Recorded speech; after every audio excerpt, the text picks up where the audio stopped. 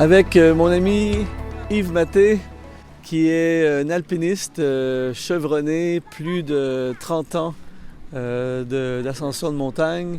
C'est un Suisse, c'est un organisateur extraordinaire de la RJ. J'ai participé à cet événement, j'ai rarement vu un truc aussi bien organisé. Et nous parlons aujourd'hui de comment atteindre les sommets, 5 façons d'atteindre les sommets dans nos vies, basées sur l'ascension de la montagne. On a vu déjà 3 façons. Maintenant, Yves, quelle serait la 4e façon pour atteindre, si on veut s'assurer d'atteindre le sommet? Alors quand j'ai commencé l'alpinisme, j'étais frustré souvent dans mon jeune âge parce que j'ai pas pu atteindre le sommet que j'avais convoité parce que les conditions n'étaient pas là. Et mes parents ou des amis m'ont toujours expliqué que la montagne, elle serait toujours là. D'ailleurs, vous en voyez des très belles derrière vous. Celles-là, elles ne vont pas disparaître, mais nous, on peut disparaître. Donc, il faut s'assurer des conditions de la montagne. Et d'après ces conditions, on va pouvoir y aller ou ne pas y aller. Si vous y allez alors qu'il y a une grande chute de neige et que la neige n'est pas stabilisée, vous risquez de passer sous une avalanche. Si vous mettez trop de temps en montagne, en tout cas en Suisse, si on met trop de temps en été, et puis qu'on se retrouve sur la montagne vers les 16 heures, normalement il y a un orage, et là tu n'as plus besoin d'aller chez le coiffeur pour faire une pète permanente parce que tes cheveux ils sont tout frisés parce que tu as reçu un bel éclair. Donc si tu veux éviter ces choses-là, il va falloir que tu te renseignes sur les conditions de la montagne et puis que tu ailles que quand les conditions sont bonnes. Et je pense que dans nos vies, c'est un petit peu la même chose. Tu peux être un grand organisateur, tu peux faire des choses, foncer en avant. Des fois, il va falloir que tu prennes un tout petit peu de recul.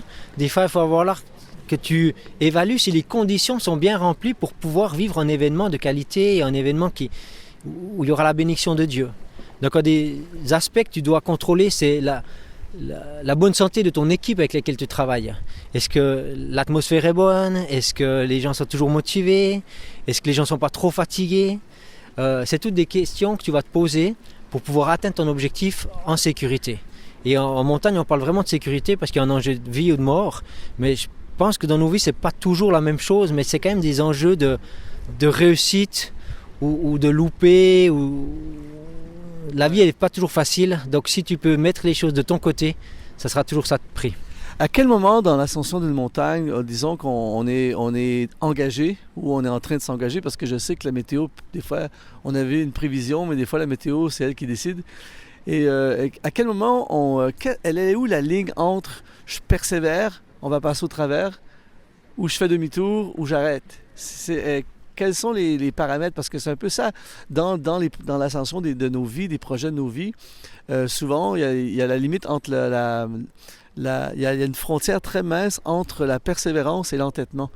Et en montagne, comment on définit ça? Bon, c'est sûr que tu es chez toi, puis il fait très mauvais, on bouge pas, mais une fois que tu es dedans. Il m'est arrivé, j'étais à 10 mètres d'une belle croix. Tous nos sommets en Suisse, il y a toujours une belle croix qui est mise au sommet. Et j'étais à 10 mètres de sommet et je pense que si j'avais continué, je ne serais pas là. Parce qu'il y avait un tel vent qui s'était levé que je ne tenais pas debout. J'étais couché sur mon piolet et j'avais peur, en étant couché sur mon piolet, de m'envoler. Wow. Ça, c'est Et là, tu es à 10 mètres du sommet, là. Oui. Tu es là. Oui. Et j'ai fait presque 2 jours pour être à ces 10 mètres du sommet. Donc 2 jours d'effort et je me dis, il faut que je redescende, il faut que je renonce parce que sinon, c'est de l'entêtement et sinon, il va y avoir un drame. Donc j'ai renoncé. Alors en montagne, c'est bien parce qu'on est 2 et puis on se regarde, on n'arrive pas à parler des fois, mais un simple regard suffit. Et puis les 2, on fait demi-tour et on redescend. C'est difficile, c'est une question intéressante et difficile. Parce que dans certains sommets, il va falloir persévérer quand même, attendre que ça se calme et puis tu vas réussir à atteindre cette croix. Donc des fois, tu dois y aller et des fois, tu dois renoncer à y aller. Et je pense que le conseil d'amis avisés dans ce domaine peut véritablement nous aider. On est toujours plus intelligent quand on prend des décisions en plusieurs. C'est une manière aussi d'être humble, de ne pas toujours décider tout seul et d'être d'accord de soumettre un petit peu ses décisions, ce projet de vie ou ses projets et puis d'avoir des conseils des autres. Je pense qu'il y a un salut en tout cas derrière le conseil des autres. J'ai un ami qui a fait le sommet de l'Everest et apparemment que c'est beaucoup plus haut que les Alpes, là, on parle des 8000 mètres. Et apparemment que quand tu rentres dans la dead zone à partir de 7000 mètres, tu entres dans un état apparemment que tu as l'intelligence d'un enfant de 7-8 ans. Et eux, ce qu'ils ont fait, c'est qu'ils ont pris des décisions avant de faire le sommet. Ils se sont dit, en telles conditions, on fait ça. S'il arrive telle chose, on fait ça. Et ils se sont dit, on va se plier à ce qu'on a décidé et non à comment on va se sentir à ce moment-là. Qu'est-ce que tu penses de ça? Je pense que c'est un gain de survie, c'est un gage de survie, on est obligé de fonctionner comme ça, on doit avoir pris des décisions à l'avance et les avoir tellement répétées qu'elles sont ancrées dans notre esprit et qui permettra, quand on aura cette intelligence qui sera véritablement limitée à cause de l'altitude, de pouvoir se rebaser sur ce qu'on a décidé à l'avance. Et je pense que dans la vie de tous les jours, c'est aussi bon de décider des choses à l'avance, de dire si on a atteint cet objectif-là, on ira plus loin, sinon on réfléchira pourquoi est-ce qu'on ne l'a pas atteint, on prendra un petit peu de recul, on ne foncera pas tête baissée, d'échec en échec. Des fois, on voit des gens qui font des faux choix et qui vivent et qui passent d'échec en échec. Ouais. Et on a envie toujours de les encourager, de faire les choses différemment. Et des fois, je me pose la question, est-ce qu'ils ont des amis qui les conseillent? Est-ce qu'ils sont d'accord de se faire conseiller ou d'oser ouvrir un petit peu leur cœur et de recevoir le conseil des autres? C'est excellent. Et donc, avant de partir, on regarde la fenêtre météo, on regarde les conditions. Il y a des conditions où on se dit, on n'y va pas. Donc, c'est un peu la même chose avec notre vie, c'est-à-dire qu'il y a des saisons. Oui. Il y a des saisons pour faire des projets, il y a des saisons pour faire des choses. Et il y a des fois que c'est un bon plan, mais il ne faut pas le faire maintenant. Absolument. Donc, avant de vous lancer dans l'aventure, d'attaquer des sommets, assurez-vous avant que tous les éléments soient en place pour que la fenêtre météo soit favorable pour attaquer votre projet. Et le 5e conseil, mon cher Yves, que tu nous as vraiment beaucoup inspiré jusqu'à maintenant, et quel serait le 5e conseil pour atteindre le sommet? Le 5e conseil, c'est de choisir un bon guide. Un bon guide, d'abord, on dit souvent que c'est un vieux guide parce qu'il n'est pas décédé, donc il est bon. Donc il a tenu tout au long de sa carrière.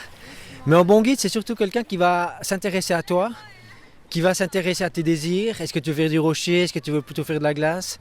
Qui va s'intéresser à ton niveau et qui va faire des choses avec toi et t'amener toujours un peu plus loin, mais des choses où il ne va pas t'amener dans un mur, il va te permettre de vivre les choses sereinement. Il ne va pas t'amener sur une paroi où tu es tétanisé, tellement tu as peur, tellement c'est haut, tellement c'est vertigineux, puis tu ne sais plus quoi faire, tu commences à avoir peur. Et à la fin de ta journée, tu es peut-être content d'avoir fait le sommet, mais tu as tellement eu peur que c'est la peur qui surpasse le plaisir d'avoir fait le sommet. Donc tu dois trouver des gens qui s'intéressent à toi. Le guide, tu ne vas pas avec un guide pour être juste au bout de sa corde et lui va faire qu'est-ce qu'il a envie de faire lui et toi tu suis simplement. Et j'ai aussi envie de te parler pour les guides, les pasteurs, les managers, les bergers, je ne sais pas comment on peut les appeler, mais on a en charge un troupeau, on a en charge de gens. Et je ne crois pas qu'il faut qu'on les utilise pour réaliser nos propres rêves, mais je crois qu'il faut qu'on leur permette de réaliser leurs rêves. Il faut qu'on s'intéresse à eux pour découvrir qu'est-ce que c'est leur rêve, qu'est-ce que c'est leur appel, et qu'on les accompagne pour accomplir leur appel. Et là, il y a vraiment une pensée qui est forte, à mon avis, qui est importante, qu'on ne trouve pas toujours, malheureusement, mais que j'ai envie de rappeler à chaque guide. Prenez les gens. Moi, quand j'amène du monde en montagne, j'en amène régulièrement. Je ne suis pas guide de montagne, mais j'amène régulièrement des gens avec moi, des gens qui sont néophytes. Je me fais attention pour que la journée soit belle et qu'à la fin, ils aient du plaisir et qu'ils aient surtout le plaisir à revenir avec moi. Et je ne les amène pas pour faire mes propres courses à moi, je les amène pour faire des courses qui sont à leur niveau et qui vont leur permettre de grandir et d'évoluer, d'entrer dans ce qu'eux, ils ont envie de vivre. Il y a une leçon de leadership énorme là-dedans, c'est-à-dire que tu ne vas pas amener quelqu'un de moins expérimenté ou un néophyte, comme tu les appelles, dans un projet où que toi-même, tu n'es pas sûr. Absolument. Tu vas les amener dans quelque chose que tu as déjà fait. Souvent, c'est quelque chose que j'ai déjà fait. C'est quelque chose que je suis préparé à le faire, donc je serai vraiment fort à l'aise avec eux. Et puis, je vais faire des choses où ils auront du plaisir parce que ça sera juste de leur niveau. Je les amène dans quelque chose où je les amène juste à la limite pour que ça les stresse un petit peu, mais que ça ne les tétanise pas. Donc, tu aides les gens à atteindre le sommet, mais tu leur proposes un sommet qu'ils sont capables de réaliser. Donc, c'est mieux de réaliser un sommet plus ou moins facile que de pourchasser un sommet qu'ils n'atteindront jamais et puis ils ne voudront plus jamais vouloir monter. Absolument. Moi, ce que j'ai envie, c'est de leur donner la passion et puis qu'ils aient envie d'y retourner.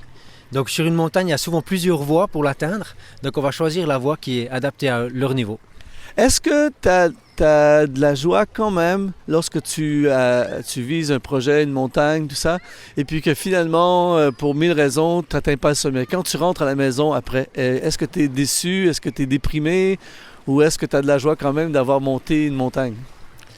Je pense que dans la vie, quand tu veux gravir une montagne, même si tu ne la réussis pas, tu t'es mis en route et tu t'es mis en mouvement et tu t'es mis en direction d'eux. Donc même si tu n'as pas atteint le sommet, tu reviens, tu es heureux parce que tu t'es mis en route.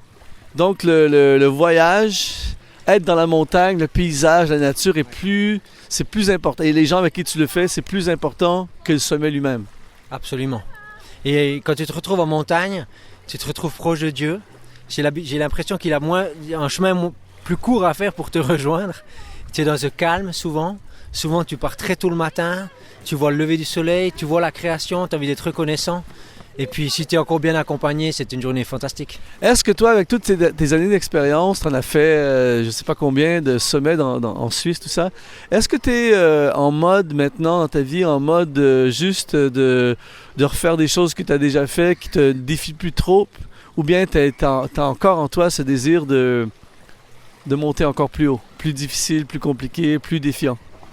Comme je ne suis pas encore trop vieux, j'ai encore ce désir d'être défié par la montagne, j'ai envie d'accomplir des choses encore plus difficiles, j'ai envie de regarder en avant. Donc non, je pense que quand tu as réussi certaines choses, il ne faut pas juste t'arrêter pour ce que tu as gagné. Je pense que c'est de l'expérience que tu vas pouvoir utiliser pour aller plus loin. Ça serait dommage de s'arrêter, donc allons plus loin. Il y a dans l'univers de la montagne, en conclusion, ce qu'on appelle souvent la fièvre des sommets. Je connais plusieurs alpinistes ou grimpeurs, tout ça, qui ont la fièvre des sommets. Et eux, c'est que sommet, ils collectionnent des sommets, des sommets, des sommets. Et ils ont presque plus de joie, à part que d'atteindre le sommet. Et même en route de la sommet, des fois, ils sont prêts à faire des trucs extrêmement risqués pour atteindre le sommet. On voit ça aussi dans le ministère, on voit ça aussi dans le business, on voit ça aussi dans plein de projets. Il y a des gens qui sont au sommet à tout prix et qui sont comme entraînés dans ce zèle qui peut parfois être dangereux. Quel conseil tu donnerais à tous ceux et celles qui nous regardent et qui sont peut-être justement en anglais on dit project oriented, qui sont vraiment juste projets summit oriented, juste les sommets? Je pense que la passion peut être dévorante. La passion peut être positive au départ et puis devenir négative avec le temps. C'est comme les grands sportifs qui font que de s'entraîner, qui arrivent dans le surentraînement. Je pense qu'il faut savoir se limiter des fois, savoir prendre du recul un petit peu. Quand ça devient une drogue, tout ce qui devient drogue, drogue du sommet, drogue de la réussite, drogue de gagner plus d'argent, etc., on devient enchaîné par les projets qu'on est en train d'accomplir. Et dès qu'il y a des chaînes, dès qu'on est emprisonné objectivement, on veut la réussite à tout prix, eh bien je pense que c'est négatif. Notre plateforme exponentielle.net, notre motto, c'est activer les destinées et c'est l'exponentiel, c'est de croître, c'est de grandir. Alors dans un message de conclusion que tu donnerais à tous ceux qui nous regardent, qu'est-ce que tu dirais pour grandir? Comment on fait en tant qu'alpiniste, par exemple, avec les montagnes, dans nos projets de montagne, comment on fait pour grandir? Pars avec des projets qui sont pas petits, mais des projets qui sont moyens pour que tu aies du plaisir à les réussir. J'ai fait pas mal de courses à pied. J'ai commencé par une fois en 10 km, puis après j'ai fait un semi-marathon, après j'ai fait un marathon 42 km et j'ai fini par un 100 km. Donc j'ai fait ces différentes étapes et j'étais heureux de passer ces 100 km, mais j'étais tout autant heureux de passer ces 10 km. Donc je me suis simplement fixé un objectif atteignable et que j'ai pu atteindre peut-être à plusieurs même, c'est encore plus sympa. Et puis tu auras de la joie quand tu auras réussi tes différents objectifs. Alors à tous ceux qui ont regardé cette capsule vidéo, merci d'avoir été là et on veut vous défier, Yves et moi, à viser le sommet, à viser plus haut, à partir là où vous êtes et à suivre ces 5 étapes. Si vous suivez minutieusement ces 5 étapes, ces 5 façons, ces 5 conseils de Yves qui est un alpiniste chevronné, eh bien vos chances d'atteindre le sommet sont maximisées à fond et nous vous souhaitons le sommet. Il n'y a rien de plus beau que de se retrouver au sommet quand tu arrives en haut. C'est tellement glorieux et on veut te dire merci beaucoup Yves.